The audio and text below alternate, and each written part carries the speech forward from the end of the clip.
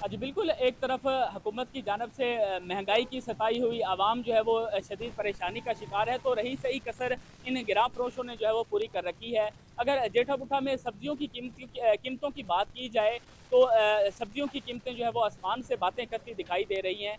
टमाटर की फ़ी किलो कीमत जो है वो मार्केट कमेटी खानपुर की जानिब से जो जारी की गई है, वो 50 से 65 रुपए किलो के दरमियान जो है वो फ़रोख्त करने के लिए रेट अवेज़ा किए गए हैं। लेकिन जेठा-बुठा में जो है वो 200 से 250 रुपए किलो जो है वो टमाटर की फ़रोख्त की जा रही है। इसके अलावा प्याज़ और दीगर सब्जियाँ और फ्रूट जो है वो भी जो है वो मार्केट कमेटी की रेट से हटकर जो है वो फ़रोख्त किए जा रहे हैं। 100 से 150 और 200 रुपए तक जो है वो इज़ाफ़ी कीमत जो है वो फ़ी किलो जो है वो वसूल की जा रही है। अगर रेट लिस्ट की बात की जाए, तो किसी दुकानदार ने भी जो यहाँ पे रेट लिस्ट अवेज़ा नहीं की हुई। इसके अलावा अगर बात की जाए तहसील इंतज़ामिया की और मार्केट कमेटी खानपुर की, तो इस पे मार्केट कमेटी खानपुर और तहसील इंतज़ामिया भी जो है वो मुकम्मल खामोश दिखाई देती है, जिससे शहरी जो है वो मज़ीद परेशानी का शिकार हैं।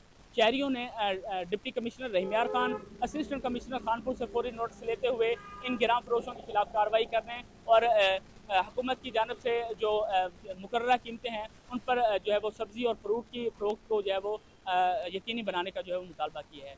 जी।